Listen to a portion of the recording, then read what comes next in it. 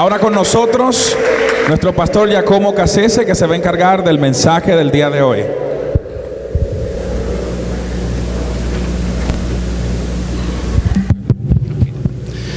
Gente, espero que la estén pasando bien en este día en que estamos celebrando el nacimiento de nuestro Señor Jesucristo. Obviamente para toda la cristiandad alrededor del mundo, este es un día especial, ¿verdad? La Navidad y la Semana Santa son los dos grandes eventos que más se celebran dentro de las iglesias a lo ancho, ¿verdad? de todo el planeta Tierra. Así que este es un día obviamente muy especial para nosotros. Les voy a pedir que me acompañen a Mateo en el capítulo 2.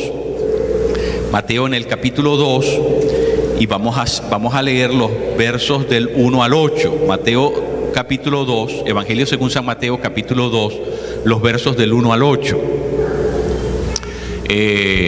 Vamos a estar allí, vamos a leer ese texto. Ok. ¿Están todos allí? Va a aparecer en pantalla. Ahí está. Amén. Muy bien. Leemos Mateo capítulo 2, 1 al 8. Después de que Jesús nació en Belén de Judea, en tiempos del rey Herodes, llegaron a Jerusalén unos sabios procedentes del oriente.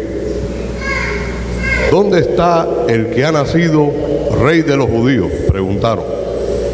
Vimos levantarse su estrella y hemos venido a adorarlo. Cuando lo oyó el rey Herodes, se turbó y toda Jerusalén con él. Así que convocó de entre el pueblo a todos los jefes de los sacerdotes y maestros de la ley y les preguntó dónde había de nacer el Cristo. En Belén de Judea, le respondieron, porque esto es lo que ha escrito el profeta.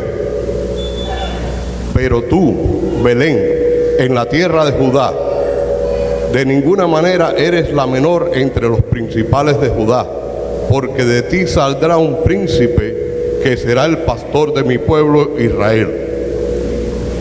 Y luego Herodes llamó en secreto a los sabios y se enteró por ellos del tiempo exacto en que había aparecido la estrella. Los envió a Belén y les dijo, vayan e infórmense bien de ese niño y tan pronto como lo encuentren, avísenme para que yo también vaya y lo adore. Palabra de Dios. Lo adoramos, Señor.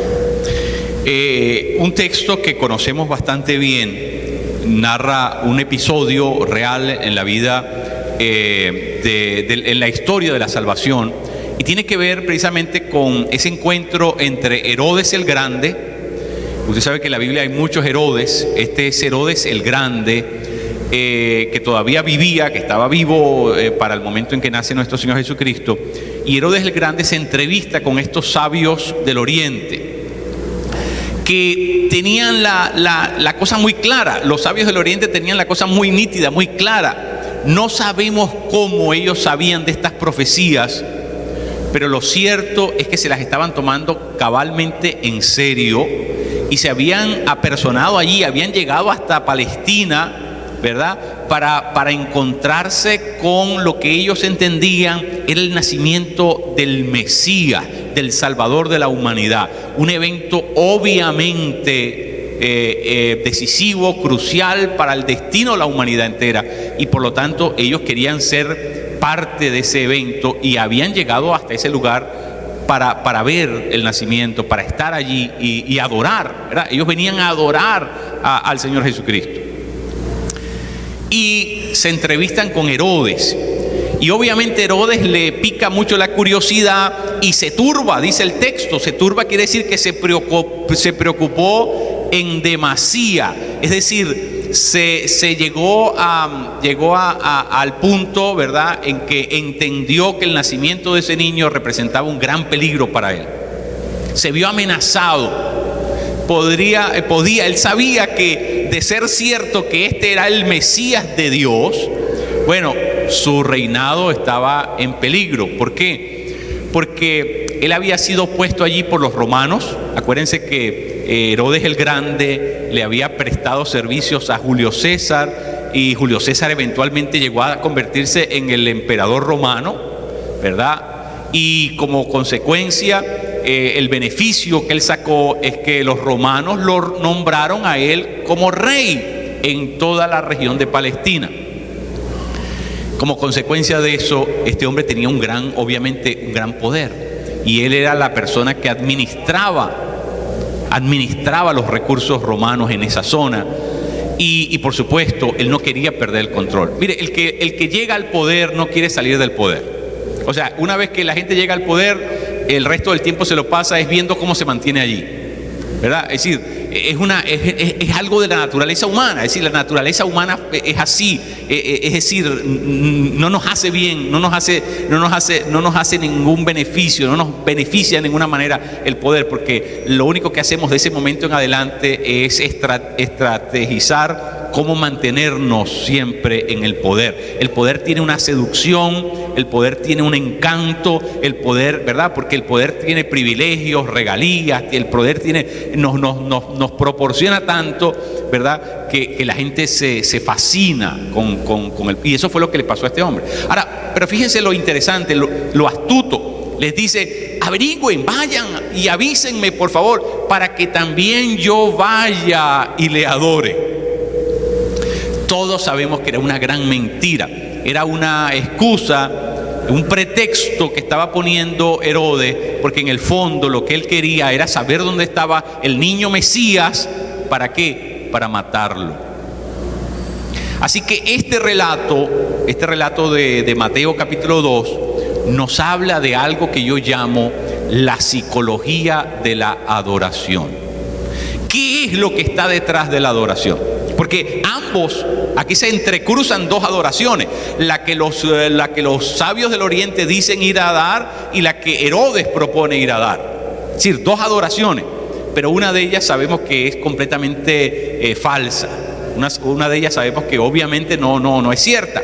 Pero el asunto, y yo creo que es la enseñanza que podemos sacar de este texto, es ¿qué es lo que se esconde detrás de un acto de adoración? ¿Qué es lo que subyace? ¿Qué es eso subrepticio al acto de adorar? Mire, delante de Jesús de Nazaret no se puede ir con otra intención que no sea la de adorar. Delante de Jesús, porque Jesús no es el iluminado, ¿verdad?, de la calle 8, ni Jesús es el santico que apareció en la corteza de un árbol. No, Jesús es el que hizo los cielos y la tierra. Él es el creador de todo lo que existe. Él es el Logos eterno. Él es el Dios preexistente. Él todo deriva y depende de Él. Así que delante de Jesús no podemos hacer otra cosa sino ir con la intención de adorarlo. Pero el problema es que Herodes declaró por su boca querer hacer eso, pero sabíamos que las intenciones de su corazón no eran intenciones genuinas. Ahora, esto nos habla, como dije, de la psicología de la adoración. Si lo correcto es adorar a Jesús, no hacerlo, ¿qué pasa si no lo hago? Esto es importantísimo, porque la adoración es un asunto de vida o muerte. La adoración es un asunto de vida o muerte. Hay pocas cosas en la vida que son de vida o muerte. La adoración es una de ellas. ¿Por qué? Porque la adoración es un acto resuelto, algo que usted tiene que determinar hacer, algo que nadie puede hacer por usted, algo que solamente usted lo puede hacer, pero usted tiene que estar consciente y tiene que estar resuelto a hacerlo. Es decir, nadie amanece diciendo, bueno, es que yo no me di cuenta y cuando abrí los ojos estaba postrado delante de la Virgen de Guadalupe. No, eso no puede pasar. O usted lo quiere hacer o usted no lo quiere hacer. Pero no existe tal cosa como que, bueno, es que yo no sabía, pero me pasó por casualidad, o fue una cosa fortuita. No puede pasar. Adorar es un acto resuelto. Usted tiene que estar convencido que lo quiere hacer y nadie lo puede hacer por ti. Tú has concedido completamente tu voluntad y lo quieres hacer. Bueno, el problema es ese. Que Herodes dijo que quería ir a adorar a Jesús, pero en el fondo lo quería ir a matar. Y esta es la premisa que yo quiero compartir con ustedes hoy. Si una persona no se convierte en un verdadero adorador de Dios, va a terminar convirtiéndose ¿en qué? Va a terminar convirtiéndose en la persona que lo odia. Con Jesús usted puede hacer solamente dos cosas: o usted lo adora, usted lo ama, o usted lo termina odiando. Dios no te permite que tú tengas ninguna otra intención con Él. O eres adorador o lo odias para siempre. La Biblia no te permite que tú, bueno, yo no soy ni uno ni otro, yo quiero quedar bien con, ¿verdad? Con uno y con... No puedes. La Biblia no te lo permite, Dios no te lo permite. O sea, o tú eres el adorador de Dios, o tú eres el que lo odia férreamente. Tienes que tomar partida, tienes que echar tu suerte, tienes que marcar la línea, decir de qué lado de la línea está. Dios no te permite que te quedes independiente, Dios no te permite que te quede el tercerismo, es decir, la tercera opción. No existe. O tú eres adorador o tú eres quien lo odia. Y si tú eres quien lo odia, vas a ir por él, vas a ir a matarlo. ¿Sabe por qué? Porque el odio en la Biblia es la muerte en teoría. En Primera de Juan, la escritura dice que el que odia a su hermano es un asesino, dice, literalmente eso es lo que dice. El que odia a su hermano es un asesino. ¿Por qué si solamente lo odia ya la Biblia lo da por asesino? Porque odiar es la muerte en teoría. Es decir, ya en tu mente tomaste la determinación de matarlo. Eso es lo que pasa. O nosotros amamos y por lo tanto somos adoradores, o vamos a terminar siendo quienes odiamos y quienes por último deseamos la muerte de Dios. Esa es la psicología de la adoración. No puede haber nada en el medio. O somos una cosa o vamos a terminar forzosamente siendo lo otro. Y por eso nosotros tenemos que preguntarnos, sacudirnos y decirnos, bueno, ¿qué es lo que soy yo? ¿Soy un verdadero adorador o soy una persona? Mire, esto es importante que nosotros lo entendamos. Dios quiere que nosotros seamos adoradores, pero nosotros tenemos que entender por qué lo somos. Herodes lo único que conocía y lo único que quería era mantenerse en el poder. Y aquí le voy a explicar algo importante. La adoración es un acto de renuncia a sus propios intereses. Porque la precondición para adorar es que usted tiene que postrarse, usted tiene que humillarse, usted tiene que abandonar su yo, su ego, sus pretensiones, su agenda, la búsqueda de usted mismo, su egoísmo, su egolatría. En otras palabras, tiene que para poder adorar hay que vaciarnos. Y eso es lo que Herodes no estaba dispuesto a hacer. Herodes quería seguir manteniéndose en el poder, seguir inflando sus pretensiones, seguir aspirando a vivir la dolce vita. Quería seguir siendo, ¿verdad? Haciendo sus tropelías, su vida permisiva, voluntariosa, su vida a su manera, a la manera como él la concebía. Y sabe que no. ¿Sabe por qué? Le voy a explicar por qué. Y aquí viene de nuevo la psicología de la adoración. Y esta es la razón. Lo que usted adora es ante lo que usted se somete. Herodes no quería someterse delante de nadie, por eso quería ir a matar al Mesías. Porque si había un Mesías, él tenía que someterse ante alguien. En la adoración, usted tiene que aprender que a lo que usted le da culto, a eso usted se está sometiendo. A eso usted le está rindiendo su vida. A eso usted le está rindiendo todo lo que tiene. A eso usted le está ofreciendo todo lo que es. Ese es lo complejo de la adoración. Por eso la adoración es un asunto de vida o muerte, porque usted está rindiendo su vida delante de lo que usted determina adorar. Herodes sabía que era Dios o era él, pero no podían ser los dos. Y por eso él quería ir donde Jesús estaba para matarlo, no para adorarlo. No para adorarlo. Mire, nuestro corazón esconde intenciones. Y la persona que no determina adorar va a terminar haciendo cosas terriblemente malas. Federico Nietzsche, filósofo del siglo XIX, Fue la primera persona que declaró que Dios había muerto. ¿Y sabe quién terminó la vida de este filósofo? No solamente que arrastró toda una generación detrás de él para que también declararan junto con él, ¿verdad?, la muerte de Dios. Pero ¿saben qué terminó? Terminó en un culto a la necrofilia, es decir, un culto a la muerte. Un culto a la muerte. En eso terminó toda esa generación. ¿Por qué? Porque en el momento que tú le quitas la adoración a Dios, te vas a autodestruir, vas a hacer una opción por la muerte. ¿Por qué? Porque vas a odiar. Cuando la persona que más odió a Dios en la literatura moderna se llama Federico Nietzsche.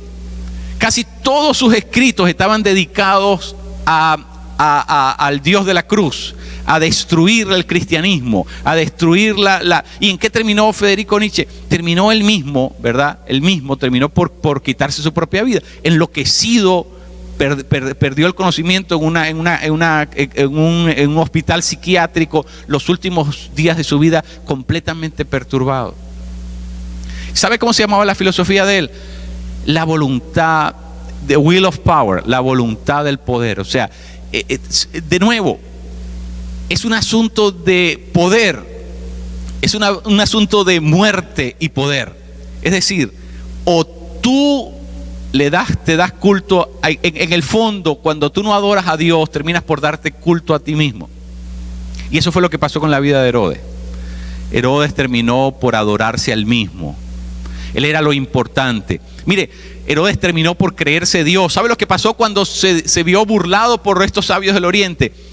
Impuso un edicto donde mandó a matar a todos los niños que tuvieran debajo de 1 año. Todos los niños en aquella provincia fueron ejecutados arbitrariamente. ¿Sabe por qué? Porque un hombre llamado Herodes el Grande no podía tolerar que le vinieran a quitar el poder. Cuando tú no adoras a Dios, te terminas bestializando, te terminas autodestruyendo, terminas haciendo las cosas más impúdicas, las cosas más terribles. Simple y llanamente porque le quitaste la adoración, porque no quisiste postrarte y rendirte delante del único que es Dios sobre todas las cosas. ¿Sabe lo que dice Romanos capítulo 1? Aunque lo conocían, no lo adoraron, y porque no lo adoraron, Él los entregó a una conducta reprobada. La destrucción de la raza humana comienza cuando le quitas la adoración a Dios. Y eso fue lo que pasó con este hombre. ¿Sabe lo que pasó en la vida de Herodes? Herodes era un tipo tan loco. Herodes mandó a matar sus primeros 2 hijos, Aristóbulo y Alejandro. Los mató, sus propios hijos los mandó a matar porque le amenazaban el poder. Su propia esposa, Marián, la mandó a ejecutar porque le amenazaban en el poder. Sus 2 de sus nietos los mandó matar. Bueno, era tanto que Julio César, el emperador romano, decía: es mejor ser un cerdo de Herodes que uno de sus hijos. Imagínense lo perturbado que era este tipo. Era cualquier cosa que le hacía sombra, la mandaba a ejecutar, la mandaba a matar. No toleraba que nadie le pudiera robar el poder. ¿Qué pasó con Herodes? Se autodivinizó, se creyó que él era Dios. Se creyó que él era Dios. Y sabe que esa es la psicología de la adoración, mi querido. Si tú no aprendes a postrarte delante de ese, tú vas a terminar creyendo que tú vas a comenzar a gobernar tu vida como si tú fueras Dios. Tú vas a comenzar a hacerlo todo en función de ti mismo. Tú vas a ser la última palabra de tu vida. Tú vas a ser la persona que determina cómo vivir. Tú vas a hacerlo todo en función de ti mismo. Tu vida va a girar, va a rebobinar en torno a ti mismo. ¿Sabes por qué? Porque tú te estableciste como Dios en el momento que no quisiste adorar a Jesús de Nazaret. O lo adoras a Él o vas a terminar adorándote a ti mismo. Vas a terminar complaciendo tu caprichuda voluntad, tu antojadiza voluntad. ¿Sabes por qué? Porque no hay 2 opciones. O tú lo adoras a Él y te postras y te rindes y te humillas delante de Él y comienzas a organizar tu vida en función de lo que Él dice, o vas a terminar enrollado en tu propio deseo, en tu propia voluntad, en la búsqueda de tus propios intereses, en tu egoísmo, en tu egolatría. Vas a terminar siendo un ídolo que le va a disputar la divinidad a Dios. Ese es el complejo de los seres humanos, que nos creemos que somos dioses, que creemos que podemos rivalizar contra Dios. Mire, es la psicología de la adoración, es que es la disputa de la supremacía. ¿Quién es más importante? ¿Él o yo? Él o yo. Todo se reduce a eso. ¿Cómo fue que Satanás engañó a Adán en el Edén? Diciéndole, si tú comes de eso, si tú comes de esa fruta, ustedes también serán como dioses. ¿Qué era lo que le estaba proponiendo? Ya no tienes que adorar a nadie, ya no te tienes que postrar delante de nadie, ya no tienes que obedecer a nadie. Tú puedes ser tu propio jefe, tú puedes ser tu propio Dios. Lo que Satanás le vendió a Adán en el Edén es exactamente lo que estamos hablando. Si tú le retiras a Dios la adoración, tú vas a terminar adorándote a ti mismo.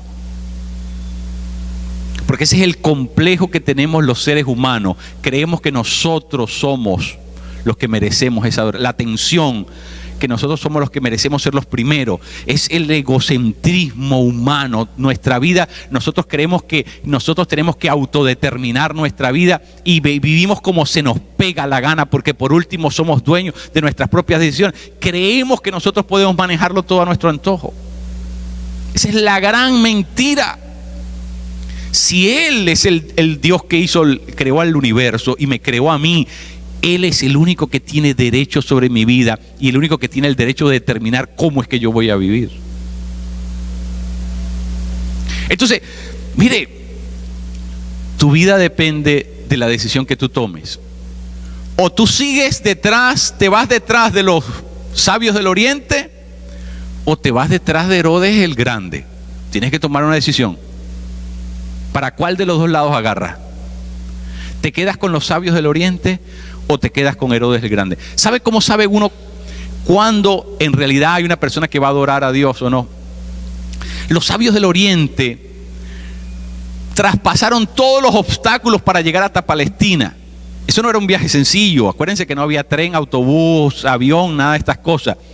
Ellos pagaron el precio de tener que rebasar un montón de obstáculos. Pero no solamente eso, traían con ellos regalos. Y no traían baratijas, traían los regalos más costosos de su tiempo. Donde tú ves un adorador, siempre vas a ver una persona que le ofrece lo mejor a Dios. Ahí es como tú puedes saber la psicología de la adoración. Porque si tú vienes delante de Dios a hacer una finta, a solamente hacer un cuento, a tratar de marear la perdiz, a tratar de dar una impresión equivocada o mantener una reputación delante, no vas a traer lo mejor. Incienso, mirra y oro eran las cosas más costosas en aquel momento. Eso es lo que hay en el corazón de un verdadero adorador. Trae lo mejor que tiene, no lo peor, no lo que le sobra, no lo que verdad, el día antes. No, se despoja de lo mejor, le da a Dios lo mejor, le ofrece todo a Dios. Esa es la adoración, ¿verdad? Herodes no estaba dispuesto a hacer nada. Herodes lo único que quería era mantener el poder. Herodes lo único que quería era quitarse un rival de encima. Y Herodes lo único que tenía era una preocupación por sus propios intereses. No tenía ninguna preocupación por Dios. Aquí viene la pregunta: ¿qué tipo de adorador eres tú? ¿Qué tipo de adorador eres tú? ¿De verdad tú te tomas en serio a Dios? ¿De verdad tú consideras que Jesús de Nazaret es Dios o qué cosa? Y tu vida refleja que realmente lo estás adorando. Esa es la pregunta clave de la Navidad. La Navidad nos presenta una realidad contundente. Es que Jesús vino a la tierra, pero delante de Él lo único que puedes hacer es adorar. Y adorar significa rendirlo todo. Adorar significa dar lo mejor de ti, ofrecerle lo mejor de ti, despojarte de tu propio yo, de tu propio ego. Mire, si nosotros no nos despojamos de nuestro yo, no podemos adorar a yo soy. O es mi yo o es yo soy, pero no pueden ser los dos al mismo tiempo. Es un gran conflicto. Tú tienes que escoger entre yo soy tu yo. Dios se llama Yo Soy, porque Él es el único que merece total atención y adoración. Entonces nosotros tenemos que ser radicales en estas cosas. ¿Sabe qué cosa es terriblemente peligroso? Que nosotros declaremos que lo adoramos, pero realmente es solamente un gesto de nuestra boca. Isaías 27 dice: este es el pueblo que de labios me adora, pero su corazón no está postrado, no está adorando. ¿Qué es lo que quiere decir eso? Que la adoración implica que yo tengo que amar a Dios, que yo tengo que aprender a amar a Dios con acciones, no solamente con mis labios, no solamente con palabras.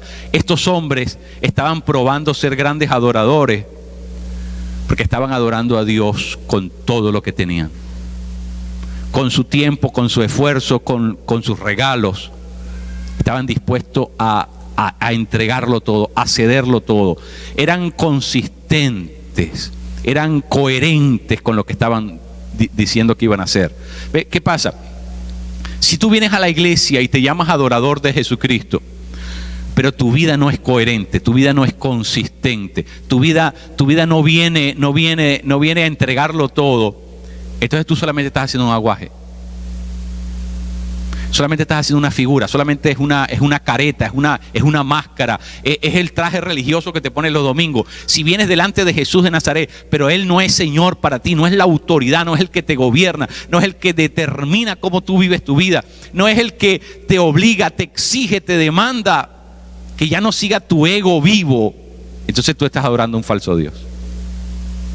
Porque el Dios que se llama Jesús de Nazaret, el que nació en Belén, ese Dios quiere que yo lo adore.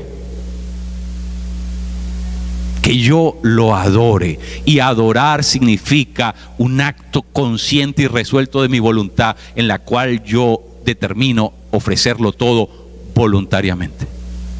¿Tú estás dispuesto a ofrecerlo todo a Jesús voluntariamente? Tú me dices: no, pastor, entonces no calificas como adorador.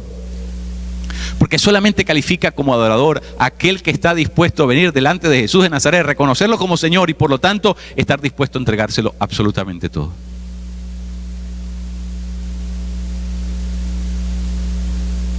Está complicada la cosa, ¿verdad?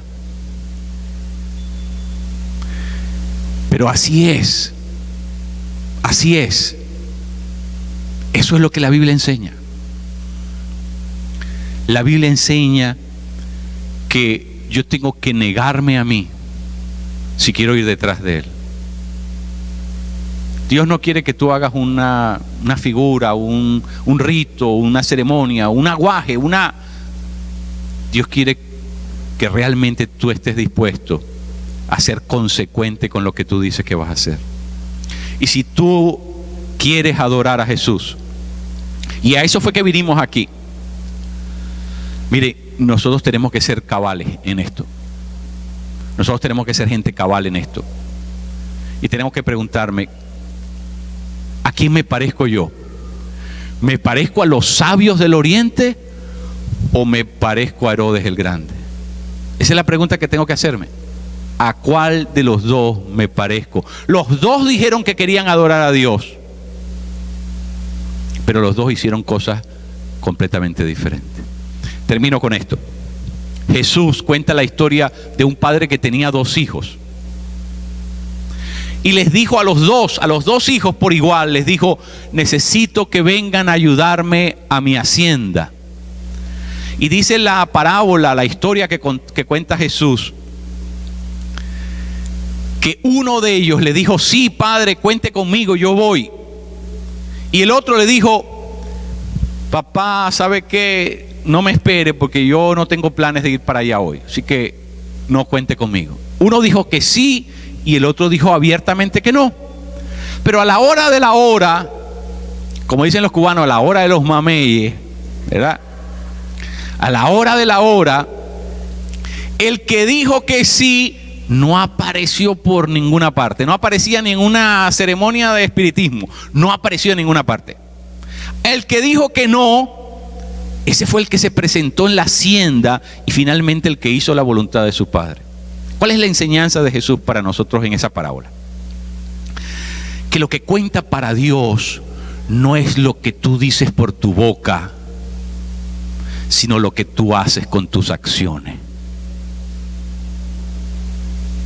La gente a la iglesia con la boca, Dios, Dios, Dios. Eso no, Dios a eso lo tiene sin cuidado. Dios no se va a comer la finta de nadie porque Dios conoce el corazón de cada uno de nosotros. A Dios no nos los vamos a vacilar. A Dios no nos los vamos no hay nada truculento que le podamos hacer a Dios. Con la boca Dios no cuenta con lo que tú dices por tu boca. Porque Dios sabe que a ti se te va la fuerza por la boca. Dios no cuenta, Dios quiere tus acciones. ¿Cuáles son tus acciones? ¿Cuáles son tus acciones? ¿Son las acciones de un adorador? ¿Son las acciones de un adorador o qué? Herodes el Grande dijo, díganme dónde está el niño para que yo vaya y le adore. Pero sus acciones no eran esas. ¿Cuáles son tus acciones? Porque en las cosas de Dios,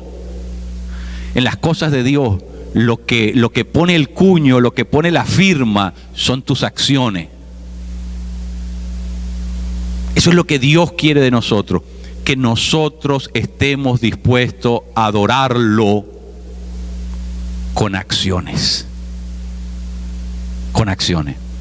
En el tiempo de Navidad, todo el mundo se hace cristiano. Esto es una cosa, es como que fuera una epidemia, ¿no? Como que si fuera una gripe que se va pasando. Y entonces todo el mundo que nunca en todo el año no se acordaba del prójimo, ni de los regalos, ni de los niños pobres, ni de ¿cómo se llama? De la crisis en África, comienzan a dar regalos y se les pegó ¿cómo se llama? La gripe navideña. No es lo que Dios quiere, es que en realidad, si nosotros somos adoradores, si de verdad nosotros estamos dispuestos a ofrecerlo todo por Él, si estamos dispuestos a seguirlo como Él dice, no como yo digo, como Él dice que lo siga, ¿estoy yo dispuesto a eso?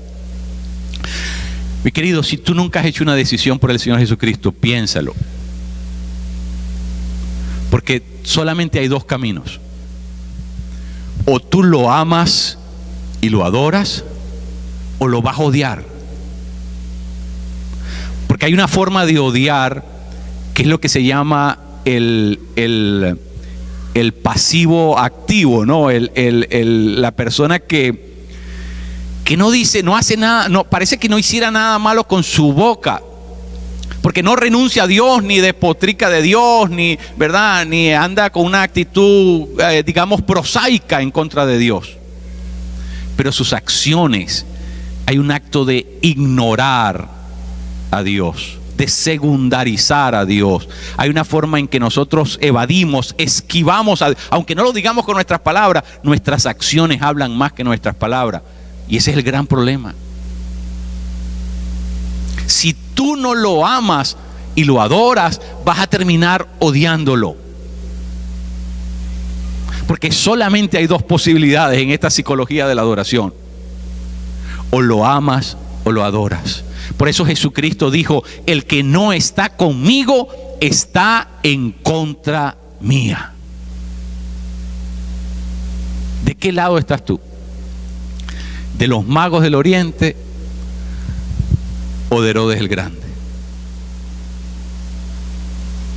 Tenemos que tomar esa determinación. ¿De cuál de los dos lados estamos? Y si estamos del lado de los sabios del Oriente y en realidad queremos adorar a Dios como Él merece ser adorado, entonces yo tengo que alinear mi vida y tengo que hacer cambio, tengo que hacer ajuste y tengo que ser consistente y tengo que ser coherente, tengo que respaldar con acciones la declaración que estoy haciendo con mi boca. La Navidad es un reto para nuestra conciencia. La Navidad es un gran reto para nuestra conciencia, porque tenemos que tomar una determinación. ¿quién es Jesús para nosotros? ¿Quién es Jesús para nosotros? La sociedad en la que nosotros vivimos ha reemplazado a Jesús por el viejo gordo mechudo ese llamado Santa Claus. ¿Sabe por qué? Porque Santa Claus no pide nada, ni exige nada, ni hay que adorarlo. Y por último, ¿me entiende? Es una figura que no tiene implicaciones reales. Pero Jesús no es así. Jesús es el Hijo de Dios. Jesús es Dios encarnado. Jesús entró a la historia para cambiar la historia humana. Él va a ser el juez eterno de nuestras almas y por lo tanto a Él sí le tenemos que dar cuenta y tenemos que tomar una determinación. ¿Qué vamos a hacer con Jesús? ¿Qué vamos a hacer con Jesús de Nazaret? Él es el Hijo de Dios.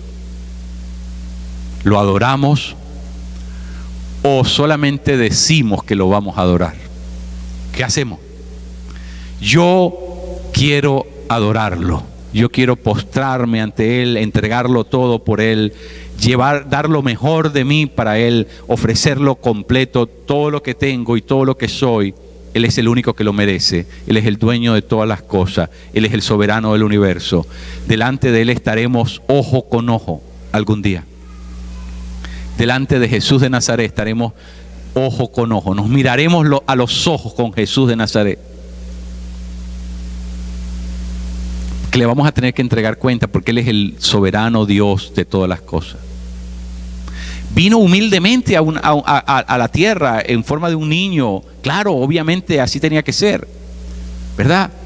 Vino porque nos amaba, porque tenía un mensaje, porque tenía una propuesta, porque quería cambiar el curso de nuestras vidas, porque quería sacarnos de la miseria, de la maldad, de las tinieblas, de la opresión satánica. Jesús vino, pero vino como un niño vulnerable a la tierra. Pero no, por favor. La Escritura dice que Jesús es el Cordero, pero no siempre va a actuar como el Cordero. La Escritura dice que Él es el león. Y vino a la tierra como Cordero, pero va a reinar como león. No te vayas con la finta de pensar de que Jesús de Nazaret es un mito, es una fábula, es un niño insignificante que no tiene ninguna implicación. No, Él es el Dios de la historia humana, Él es el soberano del universo. Y algún día vas a estar cara a cara con Jesús de Nazaret y lo vas a tener que mirar a los ojos y vas a tener que darle cuenta por tu vida.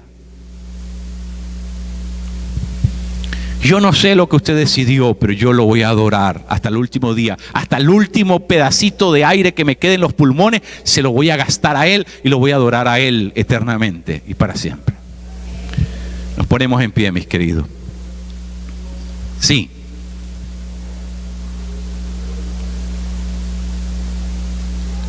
Sí.